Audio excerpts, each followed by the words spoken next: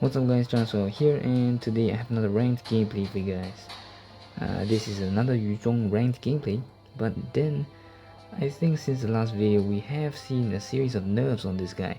In fact, he is nerfed so badly that now I actually have to change my playstyle, and I've adapted my emblems and builds accordingly. So I'd like to share them with you now. This is a true ranked gameplay alongside my friend Zeno as well as Killer Dan.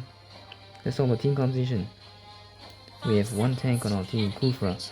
I am playing as the fighter Yu Zhong.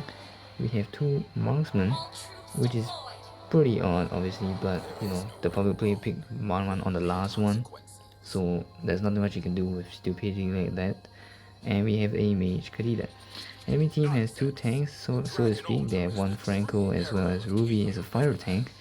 They have an assassin Ling, a marksman, the new one, Brody, as well as a mage Cyclops. So in terms of laning phase, Yu Zhong doesn't really have priority anymore because, well, he doesn't heal as much, so it doesn't give him the right to go and stand in front anymore. As you can see, I dare not actually engage Cyclops head on, but I know that I'm just gonna put a little bit of those wave management tricks from League of Legends Wild Rift, which I managed to get in beta, which is very nice. The wave management there is so much better than the one here because this is literally non-existent. But anyway, in the dueling phase, you can see Yu Zhong takes a lot of damage, and you can't guarantee his passive anymore. Last time, even if you, as long as you have Petrified, which is the standard build that I went with, you can guarantee a passive proc. But over here, the issue is, even if you proc a passive, you probably still die before you get a healing up. Or maybe the healing is just way too little. The movement speed gain is way too little. The damage is also not so much. So it doesn't really help out at all. So as you can see in this case, I went with the tank build, or the tank emblem, and I'm using the battle spell Vengeance. I think this is one of the only ways Yu Zhong can be really viable, or actually one of the few ways he can be viable. Other than this, you can also go for the fighter emblem. Anything that gives him a little bit more defense. You can no longer use assassin, I think, because it's just way too difficult to play. You can play in a different way. If you want to use the assassin emblem, you really have to play in like an assassin. Hide in the bush, gank it right, time it, and make sure you get a passive. If you don't get a passive, immediately use the ultimate and get out. Try to find another opportunity, because otherwise it's really a high risk, high return. Because in the end, if you look at the details of this hero, he really goes based on the percentage HP. And now we see, you know, Ruby's on our own. I'm just gonna go in and we're gonna get the kill. I managed to get a passive a little bit back. Regen is really less, but you know, a little bit. And that's how you really execute your combo with Yu Zhong, especially if you want a tower dive. Don't start with your ultimate first. You can end up getting slow to the ground under the tower and take too many tower shots. It's just not gonna be a great idea. In terms of build, you can see I'm modifying as well. Starting off first to counter for the lack of movement speed, brute force Breastplate, and of course increasing your defenses as well, because you know the region is just really less, so, and it's really slow, so you really need it to survive early on before anything happens. As for myself, since I'm running a tank emblem and I'm not building brute force, Bloodlust X first, or even using fighter emblem, don't be afraid to go back every once in a while. You can see that our Yu Zhong is trying to take the turtle. I'm just gonna hit on there right now. As you can see that Ruby is trying to help, is trying to go contest, and here comes Ling as well. As for myself, I'm gonna jump in, distract them. Got a passive trigger on the Ruby, and Ling has come in, trying to do an ultimate, but looks like Ling's stuck in the wrong place, and Kadita managed to get very nice ultimate on top of it. As you can see here, I'm not really afraid of diving because I know that I'm gonna trigger my passive once I hit the Ruby one more time. But other than that, you can see how many tower shots I actually took in that case, because I got slow really badly. I didn't actually get crowd control under the tower, I just got really slow, and that's really crucial. So compared to Assassin Emblem where you get movement speed if you do kills or something, there's no good reason for you to tower dive right now unless you can guarantee that you can get a kill and immediately get out. If there's any risk whatsoever, I would try not to take it, because it is really not worth it in a lot of cases.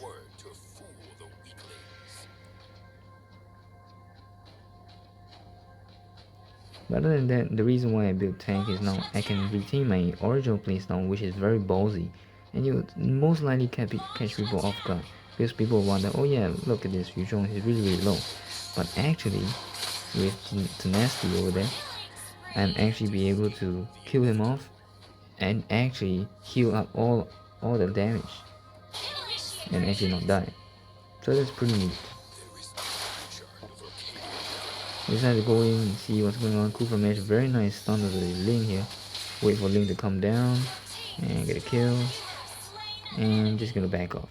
You know, play it safe, play it nothing too special. Knock out onto this Franco here and get a double kill, and that's about it. You can see the amount of regen from killing is really less, which is not great, obviously. Which is why you gotta play very passive. If you use Assassin Emblem, in my opinion, you're just gonna really rely on your team or your tank, and I don't really like that, especially when you're not playing a full 5 stack. It doesn't give you a lot of sense of security because you really have to rely on your tank. And if they mess up, sometimes you can end up dying even you didn't want to. You can get shot down basically even in your dragon form when using ultimate. So it's not really a good idea if you ask me. Unfortunately, Link managed to steal this turtle here, which isn't too great. I am not too sure what the hell is wrong with the Cyclops model here, and I'm gonna use my vengeance. Kufa gonna try and out me. Big mistake. This is the power of vengeance right here. I managed to save all of that. Imagine if I was with Assassin Emblem, or just imagine that I was a little bit further behind in gold and I didn't have that much gold compared to my opponent. There's no way I would have gotten alive. In the end, Yu Zhong is really more of a body god. With his third skill, he really has a lot of utility, and I think that if you push him all just do damage, you're gonna miss out a little bit of utility, which is actually what I predicted for Cho earlier. But it's just that the way the developers skewed Cho, it just made sense for him to be as damage. And what I see now is it actually makes sense for Yu Zhong to just build as a tank. In fact, if you judge him in this way, he was really overpowered early on. You know, doing anything would just build in any way, and you just dominate everyone. So much movement speed, so much healing, so much damage. So of course, as a side laner, I don't really give a shit about farming too much. I just clear the wave, and it's fine since my teammate essentially has already got it. So I just go wait in the corner, wait in the bush, wait for something to happen. Nothing really is happening. Kufa looking for a jump right here, getting it stunned onto Franco here. I gotta get killed onto Franco as well. Essentially got a kill onto Ruby. Unfortunately, 1-1 is dead, but we don't give a crap because this 1-1 is a troll who decided to pick Marksman on the 5th pick, even though we already had one. Link tried to come in, just gonna zone him out, and essentially just gonna be able to take this buff. Jumped in right there, and kind of waste my ult here because I thought essentially I thought that Link wouldn't die, but I'm just gonna step back and try to avoid some things. Not very interested in fighting here because no guarantee whatsoever.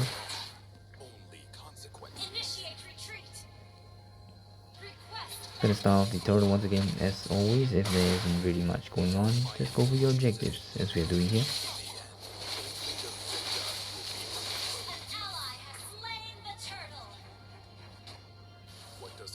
Well, at this point we are very far ahead, obviously, both in terms of goal and kill and objectives as well. So we are not really worried. We just gotta play very safe because as you can see here, the enemy team actually has a stronger late game than us. So we have to be very careful and push our waves.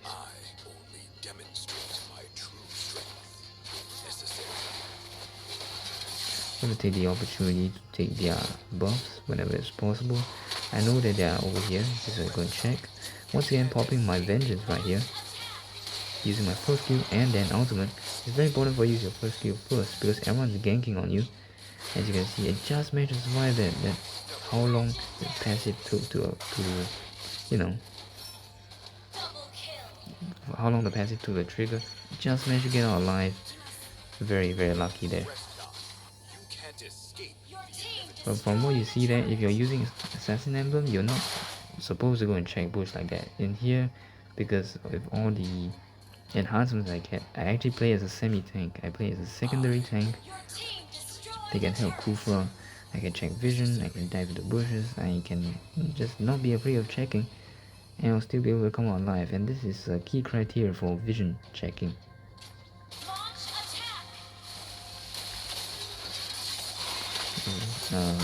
You know, blaming is onto us. Once again, Franco is onto me, which is pretty interesting. This is the third time in a row I got outed by Franco in 3 out of 3 skirmishes or teamfights, so-called, which is pretty interesting. Shin has gone very deep here. Unfortunately, we're not gonna be able to help him. And Kufra is still on the other side. He's gonna, get out. So the weakness of a comp is obviously our late game. Shin late game isn't that great. He is pretty strong, but not that really. We do have a 1-1, but as you can see, 1-1 isn't doing that well. Obviously, accounting for half the kills isn't that great. Hasn't had much contribution in team fights either. So we have got to be very careful here. As for Yu Zhong, as a fighter, he falls off really hard in the late game, especially since his range isn't that great. After a while, you can end up getting kited a lot, and you can even lose after, a very, very nice start. Just gonna use this to try and stack my passive, not to the level at which it overloads. Ideally it's best if you get it just nice when you enter the team fight. But I think this isn't too big of a deal. I'll be taking the Lord here, and essentially checks. Franco just come around. Unfortunately, he's not gonna be able to do anything. We're gonna try and chase him. Obviously, it's not gonna happen. Cyclops didn't realize he was outside the bush here. At this point, we need to clear up lanes as I pinged here, but we should be pushing our top lane. We're gonna push a little bit into mid. Kufa jump all the way in. I'm not gonna follow up with that. And the link tried to jump in as well. We're not ready for that either. So I decided to go and push the top lane while our Lord is pushing the mid. So honestly, in terms of parallel, the waves, this isn't optimal. You can see the bottom wave is pretty far out. We should have multiple waves crashing in. This isn't a very optimal setting, but our team's gonna push in either way and try to get they got the tower. Then they're gonna go in. As for myself, I see what the hell is going on. I think they're fine, and they don't need my help since we're already really, really far ahead. So I'm just gonna clear the wave and try to take the tower. Unfortunately, as you can see, as I edited my build, I did build break armor, so it means I can't actually take that much damage. I nearly used my ultimate here because I know, Psycho is about to engage on me. So what you can do is just preemptively use your ultimate if you know you're in danger, because otherwise you don't have time to do that. Using tank build will give you a little bit more leeway, but you still gotta be mindful. That's the only way you can really sustain, so to speak. So let's talk a little bit about the build right now. You see earlier that I had brute force breastplate. After following up with Bloodlust X, I considered whether I needed this, but I realized I still do need a little bit of sustain. Otherwise, if not, there's really not much to get from that. So Link just got stunned all the way there, not much to say. Then after that, I'm going for blade armor, as you can see in this case, because we have all physical heroes except for Cyclops, to which I built Oracle, gives me extra healing. Percentage HP healing is very nice, and with Oracle it's just gonna boost it to another level. After this, I'm gonna decide to go for another defensive item, of course, but I don't. This is really up to you, depending on the situation, whatever you want to do. As for myself, I think in this case, it's alright. I don't need to build any more specific armor or specific magic resist, so I decided to go for the Queen's Wings. At this point, coming to the last one, I'm gonna take the ultimate from Cyclops. Got a kill already. I just, we just got everyone, and that's kind of the game. So GG, well played. It was really a snowball in this game. I mean, but we played a lot of things right. It was a good rotation of our team, by our mid laner and tank, and then we had good wave management in general, except for the last part where we didn't really clear the waves. We managed to hold the lane, and that's kind of how the game ends, because beyond your picks, even though picks make up a majority of this, after that how you execute it will also determine the outcome of the game. So anyway, I hope you guys saw and enjoyed this new build for Yu Zhong. This is John, so I was signing off, and I'll see you guys next time.